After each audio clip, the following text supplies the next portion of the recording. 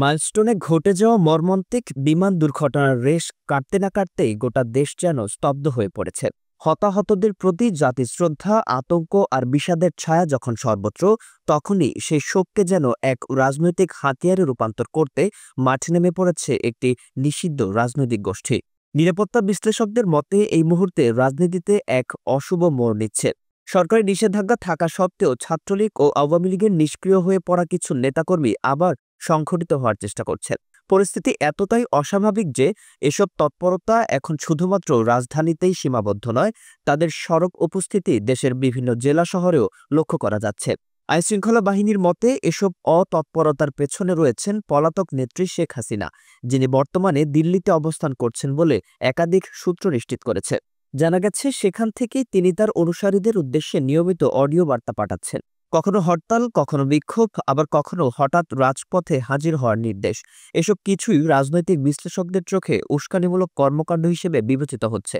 সবচেয়ে আলোচ্য ঘটনা ঘটেছে মাইলস্টোন এলাকায়। এখানে দুই উপদেষ্টা সরকারের পেশাদার সচিবকে অবরুদ্ধ করা হয় এবং সচিবালয়ের প্রধান ফটকে হামলা ও ভাঙচুর চালানো হয়। এই ঘটনায় নিষিদ্ধ ঘোষিত ছাত্রলীগের সরাসরি সম্পৃক্ততার প্রমাণ পেয়েছে আইনশৃঙ্খলা বাহিনী।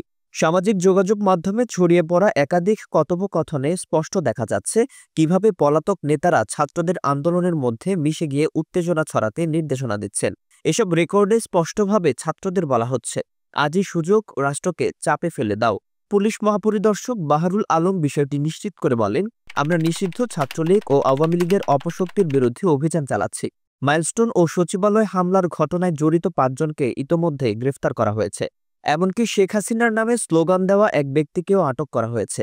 এদিকে ঢাকার বাইরেও এই গোষ্ঠীর ছায়া বিস্তার করছে। বিভিন্ন এলাকায় হঠাৎ করেই ঝটিকা মিছিল, পথ অবরোধ, সরকারি সম্পত্তিতে হামলা, এসবের পেছনে নির্দেশনা আসছে দিল্লি থেকে, পলাতক নেত্রী ও বিদেশে থাকা বিলাসী নেতাদের মাধ্যমে।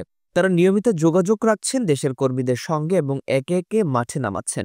এর আগে গোপালগঞ্জের টুঙ্গিপাড়ায় কবর ভাঙার অপপ্রচার চালিয়ে সাধারণ মানুষকে উত্তেজিত করার চেষ্টা করেছিল একই গোষ্ঠী।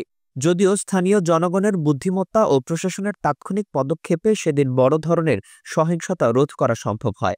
রাজনৈতিক বিশ্লেষকরা বলছেন, বিবিসির এক প্রতিবেদন অনুসারে কয়েকটি রাজনৈতিক দলকে গণঅভ্যুত্থানের সম্ভাব্য শক্তি হিসেবে চিহ্নিত করা হলেও ওই দলগুলোর অভ্যন্তরীণ অনৈক্যের সুযোগ নিচ্ছে এই নিষিদ্ধ গোষ্ঠী। তারা পরিস্থিতিকে ঘোলা করে তাদের পুনরায় ক্ষমতার ছায়ায় ফেরার পথ তৈরি করতে চায়। সব মিলিয়ে পরিস্থিতি দ্রুত অস্থিতিশীল হয়ে উঠছে। শোক আর আতঙ্কের আবহে গড়ে ওঠা এই নিষিদ্ধ রাজনীতি কার ইন্ধনে চলছে? দেশের ভবিষ্যৎ রাজনৈতিক স্থিতিশীলতা কি আরও বড় সংকটের মুখে? ভিডিওটি ভালো লাগলে একটি লাইক দিয়ে চ্যানেলটি সাবস্ক্রাইব করুন এবং বেল আইকনটি অন করে রাখুন। নতুন ভিডিওর আপডেট পেতে আমাদের সাথেই থাকুন। ধন্যবাদ।